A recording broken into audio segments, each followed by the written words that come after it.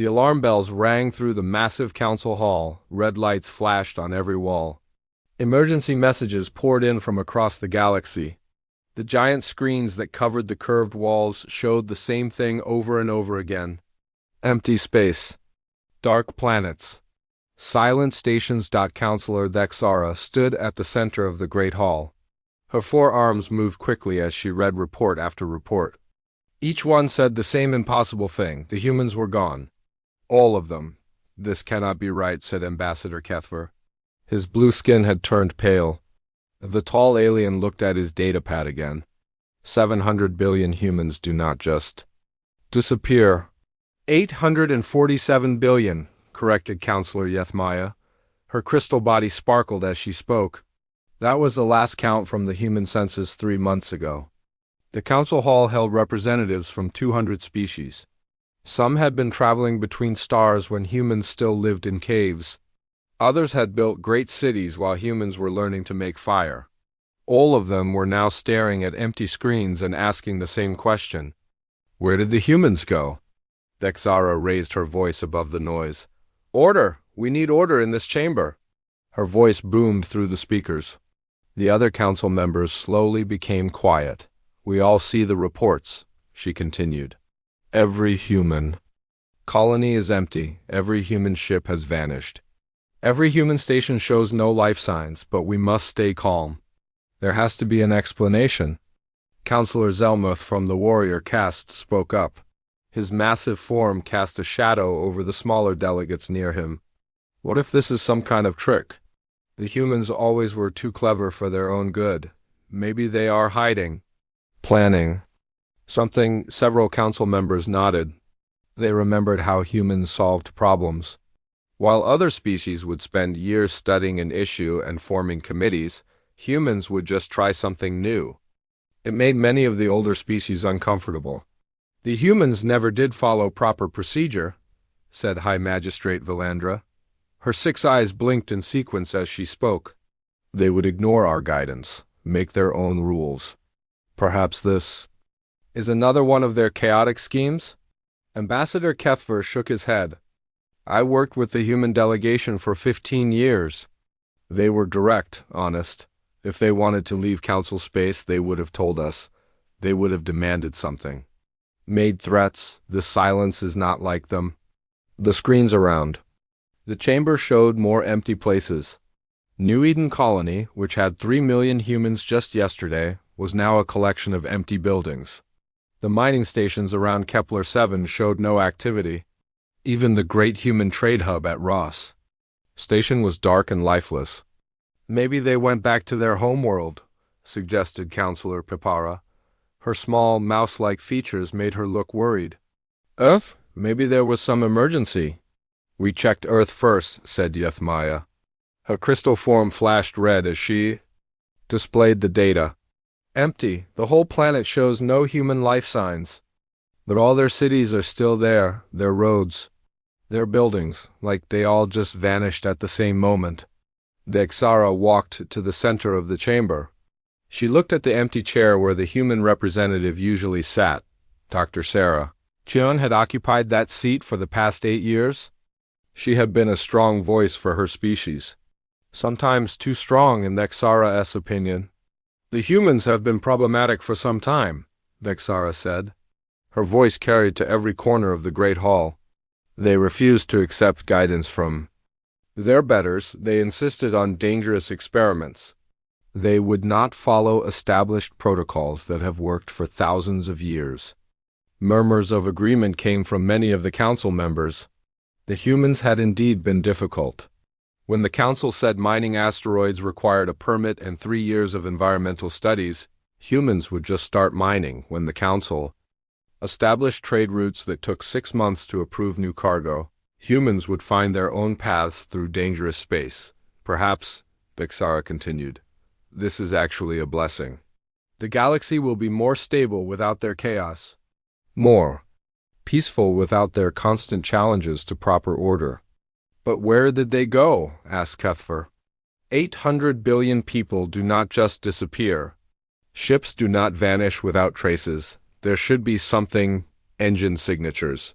Communication signals, debris from accidents, something. The head of Galactic Security, General Mordek, stepped forward. His species was known for their military skills and careful thinking. My teams have checked every sensor station in Council space. The humans did not leave through any known jump points. They did not use the hyperspace lanes. Our long-range sensors show no large fleet movements. Then how? Asked several council members at the same time. We do not know, admitted Mordek. It is as if they simply stopped existing in our space, all at the same moment. Between the hours of 0800 and 0900 Galactic Standard Time yesterday, every human signature vanished from our sensors. The chamber fell silent. Outside the great windows, stars twinkled in the darkness of space. Those same stars had watched over human colonies just one day ago. Now they shone on empty worlds. Counselor Hexara from the Science Division had been quiet during the discussion. Now she spoke in her careful, measured way. There are theoretical possibilities: dimensional displacement, timeline fractures, mass teleportation using quantum tunneling. But the energy requirements would be enormous, beyond anything we have seen before. The humans were always working on strange projects, said Hexara. Remember their quantum research stations? Their dimensional experiments? We told them those were too dangerous. Maybe they finally made a mistake and sent themselves somewhere else by accident. Or maybe they chose to leave, said Kethver quietly. The chamber turned to look at him. His blue face showed worry and something else. Guilt, perhaps. What do you mean? Asked Hexara. Think about how we treated them in the last few years, Kethver said. Every proposal they made we rejected. Every warning they gave us, we ignored. Every time they tried to contribute something new, we told them it was not how things are. Done. Maybe they finally got tired of fighting us. Good, said Hexara firmly. If they chose to leave, then we are better off without them. Their chaos, their refusal to follow proper procedures, their dangerous experiments. The galaxy will be more stable now. Many council members nodded in agreement. The humans had been the newest species to join the council. They had only been part of galactic civilization for 50 years. In that time, they had caused more disruption than some species caused in centuries. I motion that we declare human space available for redistribution, announced Hexara. Their colonies can be given to species that will use them properly. Their trade routes can be managed by those who understand proper procedures. Their research stations can be studied safely. Seconded, called out High Magistrate Valandra. All in. Favor? Asked Hexara. Most of the council raised their hands, claws, tentacles, or other appendages. Only a few, including Kethver, kept their voting limbs down. Motion passed, declared Hexara. The former human territories are now available for redistribution among council species. We will establish proper committees to oversee the transition. As the council began planning how to divide up human space, none of them noticed the small detail in the sensor reports. In the deep space monitoring stations, automated systems recorded one final human transmission. It was sent on a frequency that only human equipment used. The message was short and sent to coordinates far beyond the galactic rim. Package delivered, extraction complete. See you on the other side. The message vanished into the dark between galaxies, carrying with it the only clue to where 800 billion humans had gone, and why they had chosen to leave without saying goodbye to the council that had never truly wanted them there in the first place. 3 months had passed since the humans vanished. The council had moved quickly to claim human territories. The Zelani Collective took the mining worlds. The Crystalline Confederacy claimed the trade stations. The warrior caste grabbed the border. Colonies. Everyone thought they had made good deals. They were wrong. Mining Director Kelvash stood in the control room of Asteroid Station 7. The massive rock they were mining floated outside the reinforced windows. It was full of rare metals that the galaxy needed. The humans had been pulling tons of valuable ore from it every day. Now the machines sat silent. Try the extraction unit again, Kelvash ordered his team. His green skin had turned darker with frustration. Same result, Director, reported his chief engineer. The equipment starts up fine. The drills reach the target depth. Then something goes wrong. The quantum resonators fail. The ore comes out as dust instead of pure metal. Kelvash looked at the human-designed machines. They look simple enough. Drill goes down, resonator activates, pure ore comes up. The humans had made it look easy. They had always said it was just about understanding the harmonic frequencies of different rock types. Did we follow the operating manual exactly? He asked. Yes, Director, every step. But the manual assumes we know things it does not explain. It says things like, adjust resonance to match the stone's natural rhythm, and feel for the right vibration pattern. What does that mean? Kelvash did not know. His species had built great cities and traveled between stars for thousands of years. They were excellent engineers, but somehow they could not make a simple human mining machine work properly. The same problems were happening everywhere. Captain Morvik piloted his cargo ship through the Spiral Nebula. This route had saved his company weeks of travel time. The humans had found it 5 years ago. They had marked the safe passages through the dangerous gas clouds and gravitational fields, but now Morvek was lost. Navigation, where are we? He called to his bridge crew. Unknown, Captain, replied his navigator. Her 4 eyes looked worried as she stared at her instruments. The human navigation markers are not working. The route they mark shows deadly radiation here, but our sensors show it is safe to travel. And the path they said was safe? Shows as extremely dangerous now. The gravitational fields have shifted. The gas clouds have moved. It is like the nebula is completely different from their maps. Morvik felt a chill run through his scaled body. How often do nebula conditions change? Usually over hundreds of years, Captain. But this nebula seems to change its patterns every few weeks. How did the humans navigate through something so unstable? Morvik did not have an answer. The humans had made these dangerous runs look routine. Their pilots would fly through shifting gravity fields and move in gas clouds like they were driving down a straight road.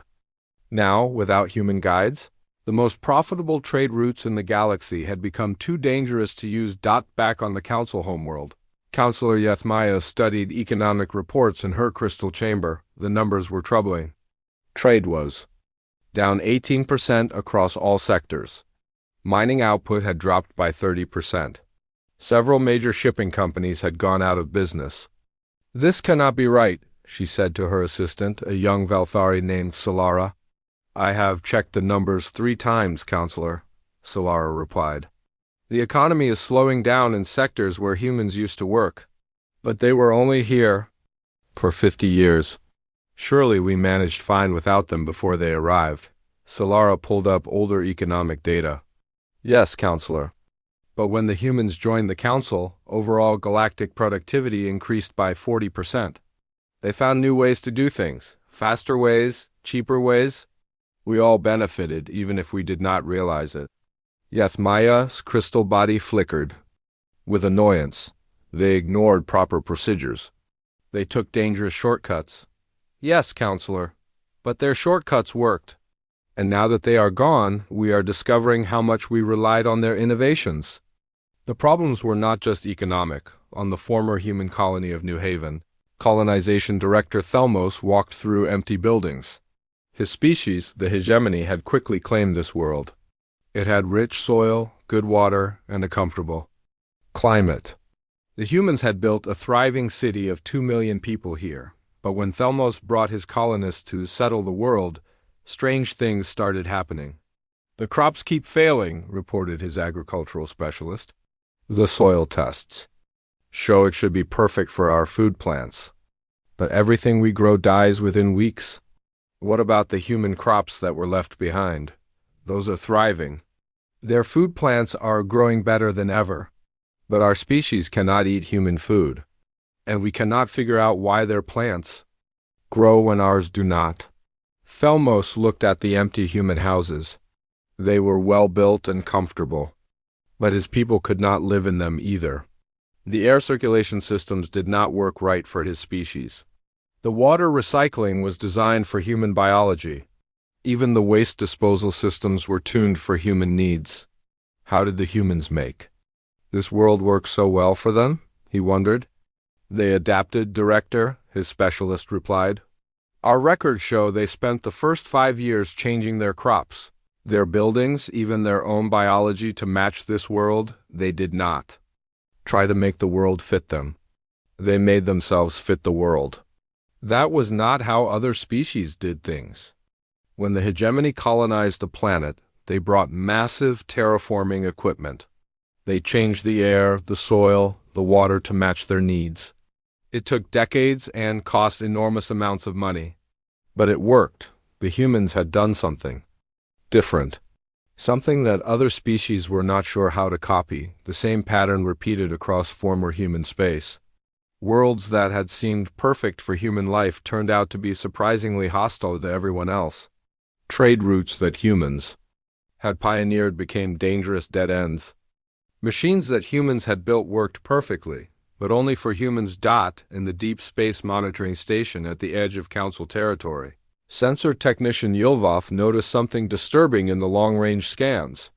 She stared at her screen for several minutes before calling her supervisor. Chief, you need to see this, she said. Chief Monitor Calders came over to her station. What is it, Yilvoth? The quantum barrier grid in Sector 7. It has been flickering for the past week. Calders looked at the display. Sector 7 was at the very edge of known space. Beyond it lay the dark void between galaxies. Flickering. How? The readings are becoming unstable. The barriers that protect us from whatever is out there in the dark, they are not as strong as they used to be. Have you run diagnostics on the sensors? 3 times, Chief. The sensors are working fine. The barriers themselves are weakening. Calders felt a cold fear settle in his stomach. The quantum barriers had protected Council space for as long as anyone could remember. They were ancient technology that no one fully understood anymore. They just knew the barriers were there, keeping something dangerous away from their galaxy. Who built those barriers? Originally? He asked. Yilvoth checked her historical database. The records are unclear, Chief. They are very old. But there are some mentions of recent maintenance work. Recent? How recent? Within the last 50 years. The maintenance logs show regular checks and upgrades to the barrier systems. But the logs do not say who was doing the work. Calders had a terrible suspicion. Cross-reference those maintenance dates with human expansion into that sector. Yilvoth's fingers moved quickly over her controls. After a moment, her face went pale. Chief, the maintenance work lines up exactly with human exploration missions in that area. Every time the barriers were upgraded, there had been a human research ship in Sector 7. And when did the barrier systems last receive maintenance?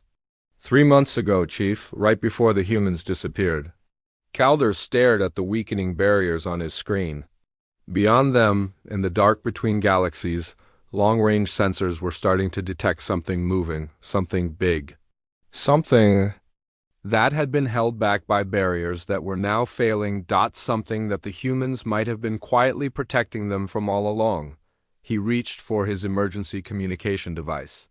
The Council needed to know about this, but as he prepared to send the alert, he wondered if it was already too late.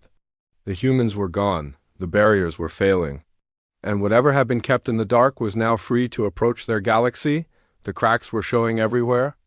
The galaxy was discovering just how much it had depended on the species it had been so eager to dismiss.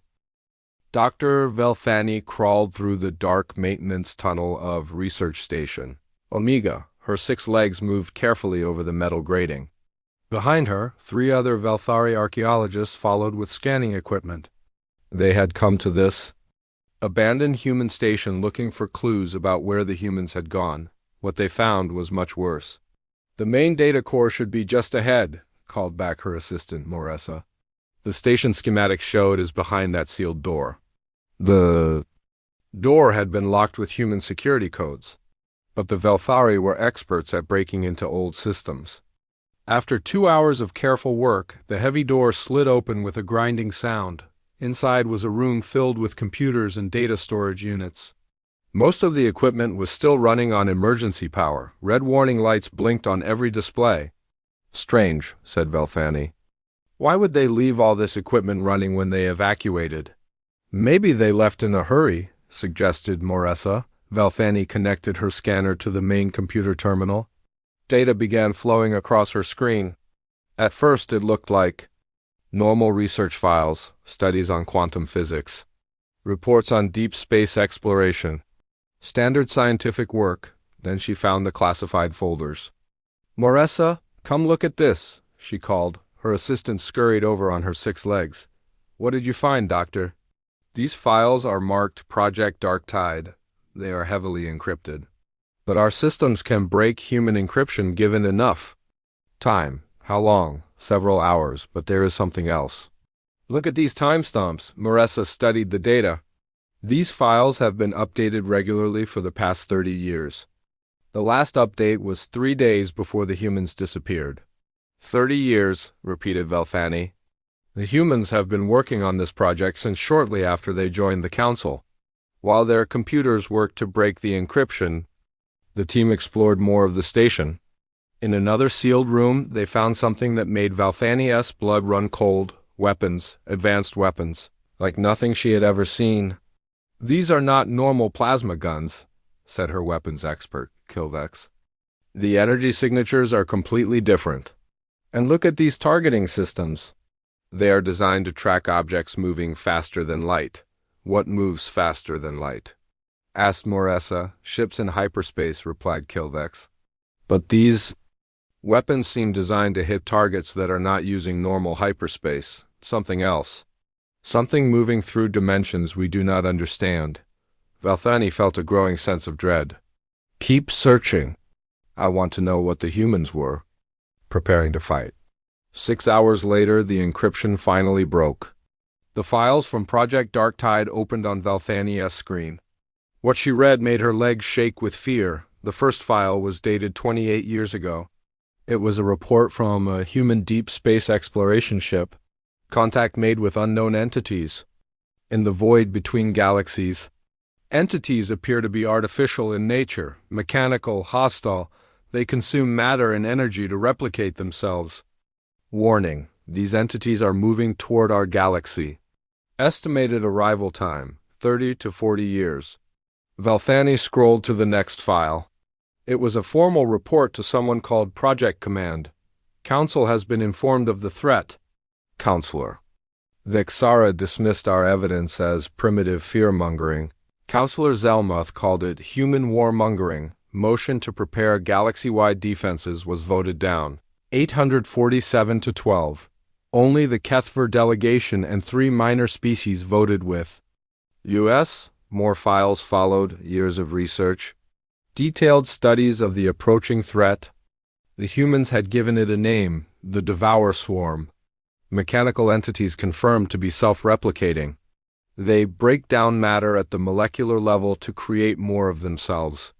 Planets, ships, living beings, everything becomes raw material for expansion. They have already consumed 3 galaxies in the outer void." Velthani found tactical reports that made her sick to read. Swarm units adapt rapidly to new weapons. Conventional energy weapons become useless after first contact. Physical projectiles show limited effectiveness.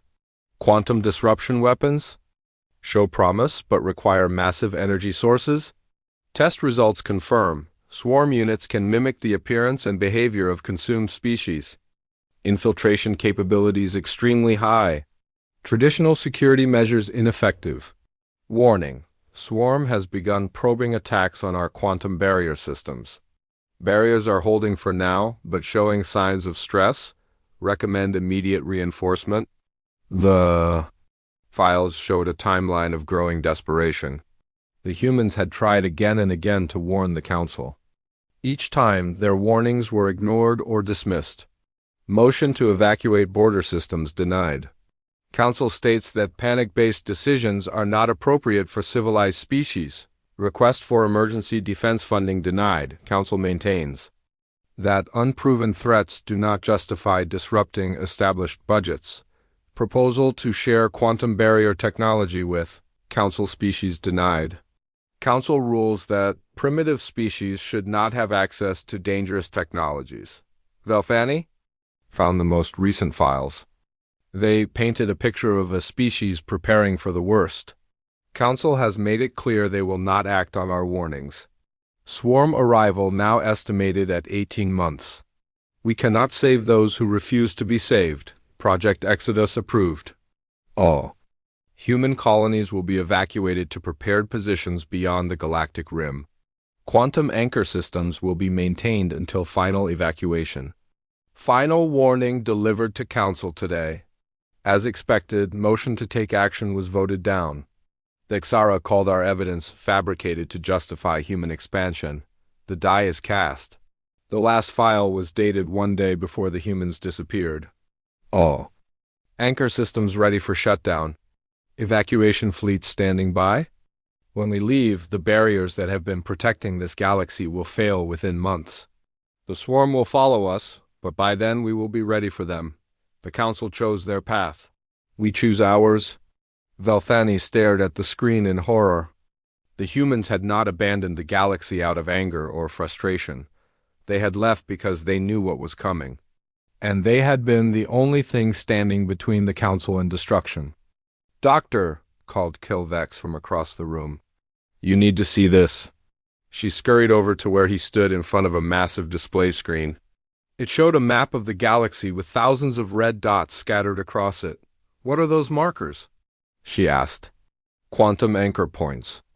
Each red dot is a location where the humans had hidden defensive equipment. Look at the pattern." Velthani studied the map. The red dots formed a perfect defensive grid around the entire galaxy. Every major population center was protected. Every important trade route was covered. The humans had been quietly building a shield around all of Council space. "There are thousands of them," she whispered. "Yes, and according to these files, they all went offline when the humans left." A new file appeared on the main screen. It was an automated message that had been triggered by their presence in the station. "If you are reading this, then the humans have departed, and you have finally discovered the truth. The Devour Swarm will arrive in your galaxy within 18 months of this message. We tried to save you with us. Now you must try to save yourselves without us. The weapon specifications in this database may help. The choice is yours." Dr. Sarah Chun, Human Council representative.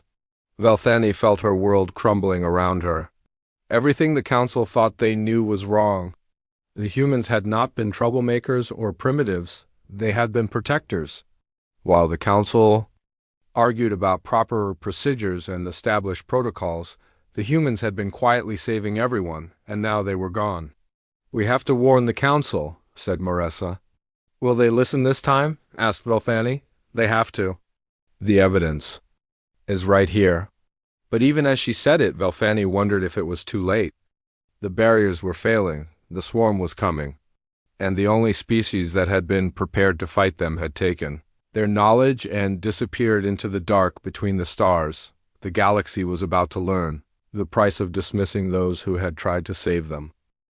The first attack came 18 months later, exactly as the human files had predicted. Long-range sensors at the edge of Council space detected movement in the dark void. At first, the operators thought their equipment was broken. The readings showed impossible things. Objects the size of moons moving faster than light without using hyperspace. Energy signatures that made no sense. Heat blooms that suggested engines larger than planets. Then the border colony of Zarian Prime went silent.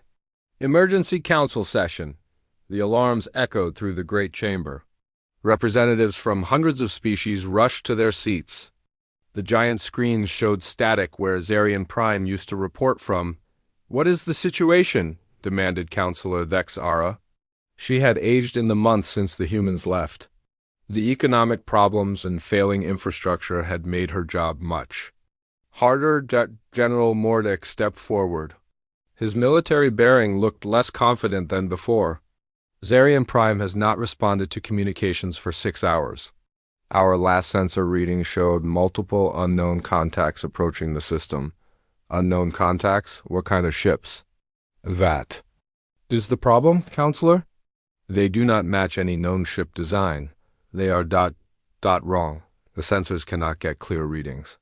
Ambassador Kethver spoke up from his seat. He had become a voice of worry in the Council since reading the human files that Dr. Velthani had discovered.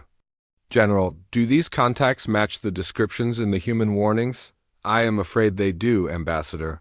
The council chamber fell silent. Many of the representatives still refused to believe the human warnings, even with all the evidence. They had spent too many years dismissing human concerns to change their minds easily. Send a scout ship to investigate, ordered Dexara. Already done, Counselor. The scout ship reached Zarian Prime System 2 hours ago. And it is gone, Counselor, the entire system. The star, the planets, the asteroid belt, all of it has been converted into something else. The screens showed the scout ship's final transmission. Where Zarian Prime had been, there was now a massive cloud of mechanical structures. Ships that looked like they had grown rather than being built, geometric patterns that hurt to look at. And in the center, something that had once been a star, but now pulsed with artificial light. How many people lived on Zarian Prime? Asked a small voice from the back of the chamber. 2 billion, replied Mordock quietly. Mostly hegemony colonists who had taken over the human settlements there. The reality hit the council like a physical blow. 2 billion people had been erased in hours. An entire solar system had been consumed and converted into more of whatever these things were.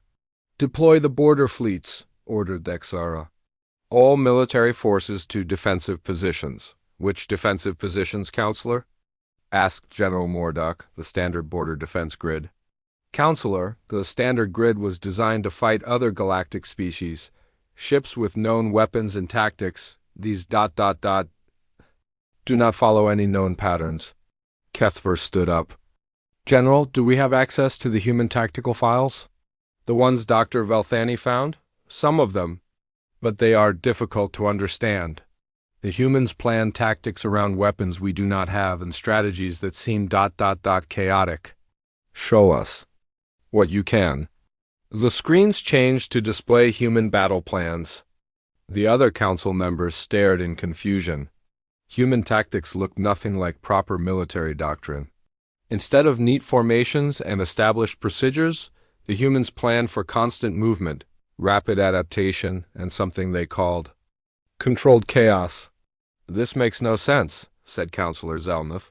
Look at this battle plan. They have ships scattered across space with no central command. How can you coordinate an attack when your forces are spread out randomly?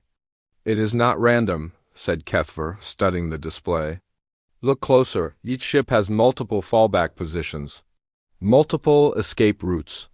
They are not planning to fight a single large battle. They are planning to fight hundreds of small battles. That is not how warfare works, insisted Zelmuth. You mass your forces at the point of attack. You overwhelm the enemy with superior firepower. That assumes the enemy fights like we do, replied Kethver. What if the enemy adapts to your tactics? What if they learn from each battle? 3 days later, they had their answer. The Council's first battle fleet engaged the approaching swarm near the Vega system, 2,000 ships of the line, the pride of galactic military power. The fleet that had kept peace in Council space. For centuries, the battle lasted 17 minutes. Admiral Kelter commanded the fleet from his flagship, the massive dreadnought Council's Will. His fleet arranged itself in the classic battle formation that had won wars for millennia. Heavy ships in the center, cruisers on the flanks, fighters providing screening. The swarm did not form up for battle. They simply flowed toward the Council. Fleet like water. All ships, open fire, ordered Admiral Kelter. Thousands of energy beams lanced out at the approaching enemy. The weapons that had destroyed rebel fleets and conquered worlds struck the swarm ships directly and did absolutely nothing. Report, shouted Kelter. Direct hits confirmed, replied his weapons officer, but no damage detected. Their ships are absorbing our energy weapons. Switch to kinetic projectiles. The fleet fired metal slugs at enormous velocities. The projectiles hit the swarm ships and bounced off like raindrops. Sir, they are changing, reported the sensor officer. On the main screen, the swarm ships began to shift and flow. Within minutes, they had reformed into shapes that looked almost like Council. Ships, but wrong.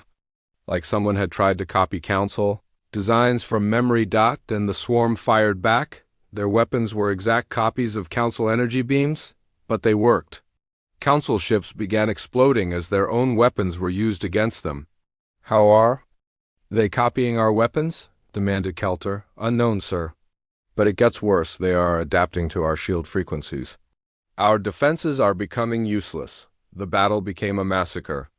Every weapon the Council used, the swarm learned to copy and improve. Every defensive strategy the Council tried, the swarm adapted to counter. Ships that had fought for centuries were destroyed by their own tactics. Turned against them, Admiral Kelter's last transmission was simple. They learn, they adapt, they improve. We cannot fight them with conventional tactics. Tell the Council. The humans were right. The news reached the Council chamber as more border systems went dark. The hegemony's home fleet lasted 12 minutes. The crystalline confederacy's perfect formations were shattered in 8 minutes. The warrior castes, fortress worlds fell in hours. How do we fight something that learns from every battle? Asked Counselor Yethmaya. Her crystal form flickered with fear.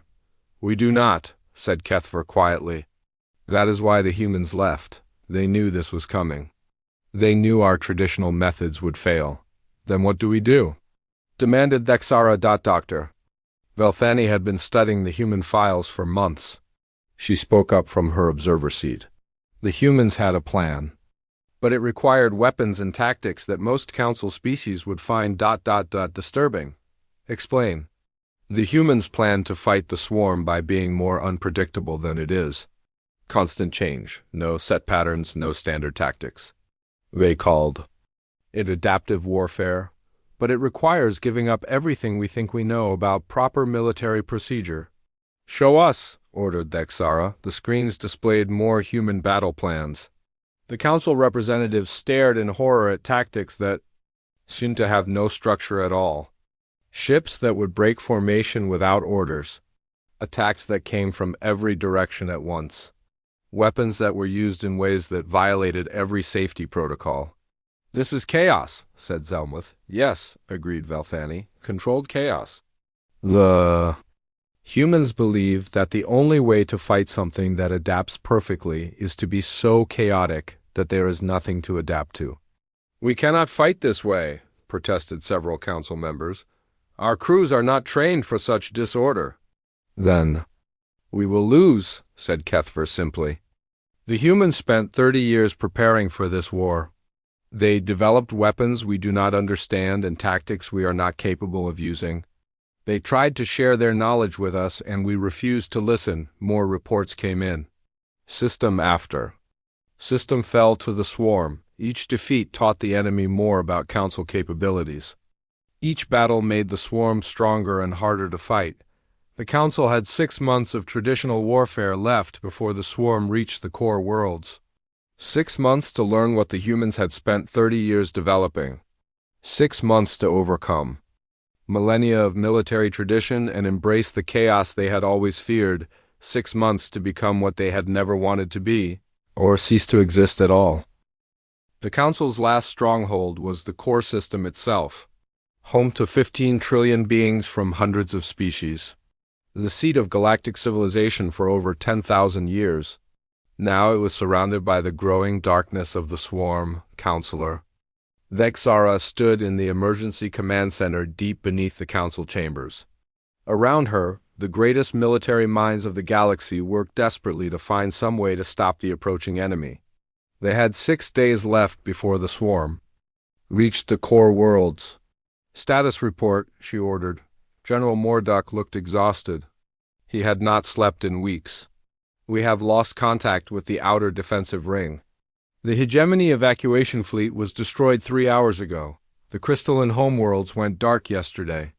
How many ships do we have left? 4,000, scattered across 12 systems. But they are running low on supplies and ammunition. Every battle costs us ships we cannot replace. And the enemy, growing stronger with each victory. They now have copies of every weapon in our arsenal. Their ships look like ours, but improved, faster, stronger. They know all our tactics because we taught them.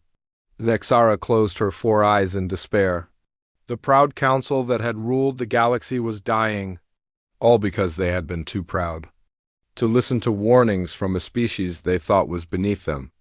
"Counselor," called out the sensor operator, "I am detecting massive energy signatures at the edge of the system." "More swarm ships." "No, Counselor, these are different. The signatures do not match swarm patterns." The main display showed long-range sensor readings.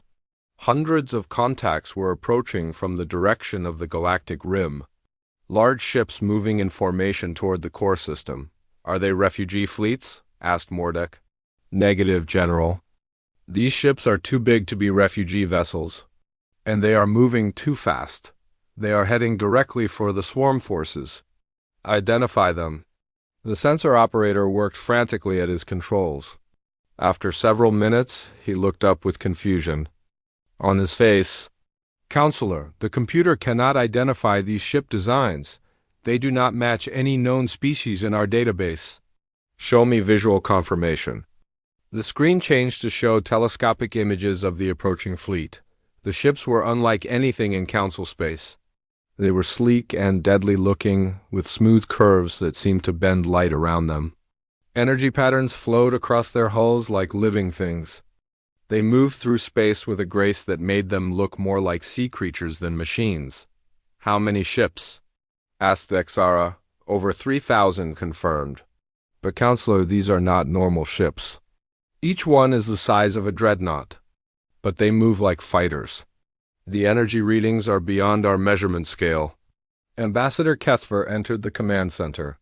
He had been studying the human files for months, trying to understand their technology. He looked at the display and his blue skin went pale. "I know what those are," he said quietly. "Explain," ordered Vexara. The human files mentioned something called Project Genesis. They were building a new type of ship, something that could adapt and evolve like the swarm, but remain controlled by organic minds. "You think those are human ships?" "I think those are what the humans became." The mysterious fleet reached the outer edge of the system where swarm forces were gathering for their final assault.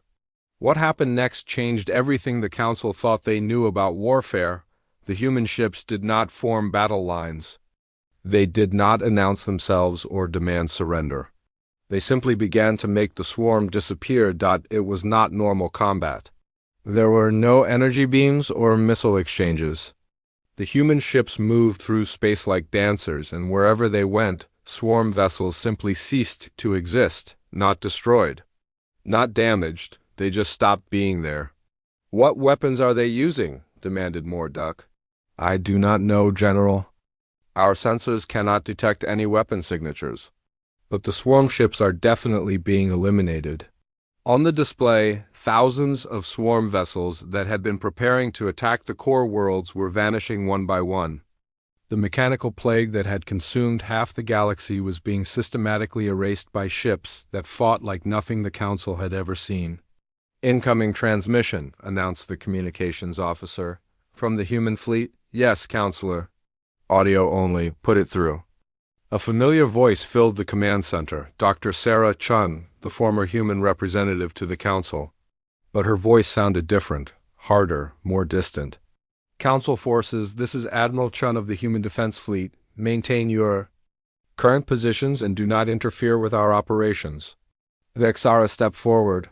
"Dr. Chun, we thought your species had abandoned the galaxy." "We did not abandon it. We left to prepare for this moment.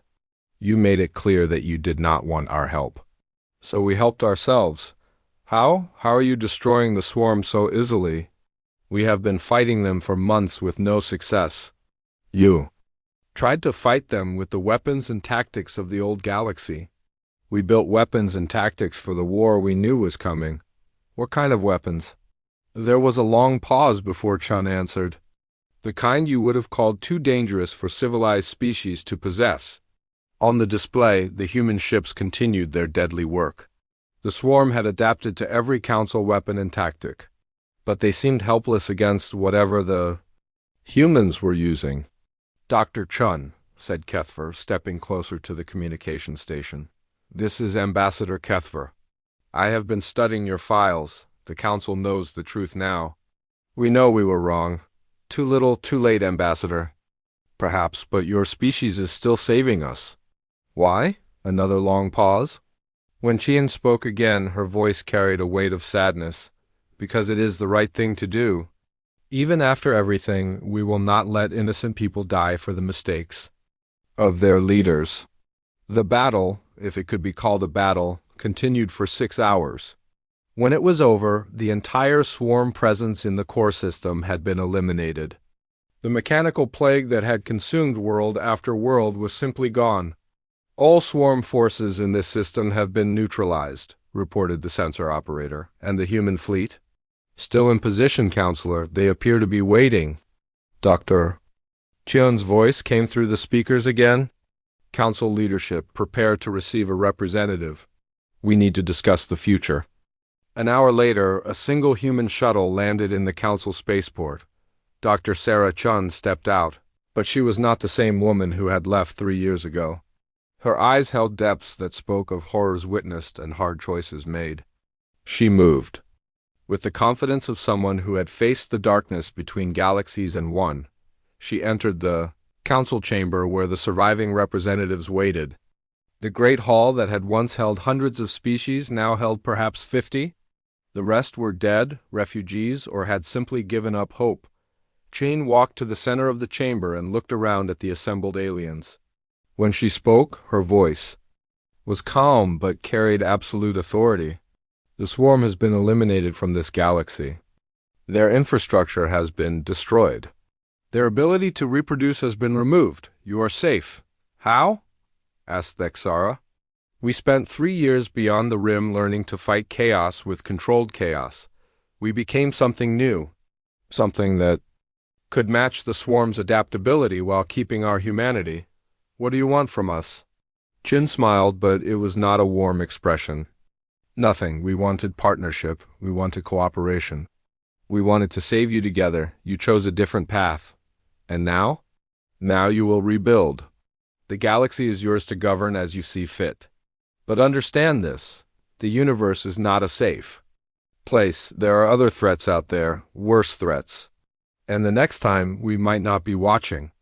Will humans rejoin the council? Chin looked at the empty chair where she had once sat as humanity's voice. That chair is yours again if you want it. But the terms will be different. We are not the junior species asking for guidance anymore. We are the ones who faced the dark and survived. The council chamber fell silent. Outside, the human fleet waited in space, their impossible ships ready to depart for the rim again. The galaxy had been saved, but at the cost of everything the council thought they knew about their place in the universe. The species they had dismissed as primitive chaos bringers had become the guardians watching from the dark. And everyone in that chamber knew that the galaxy would never be the same again.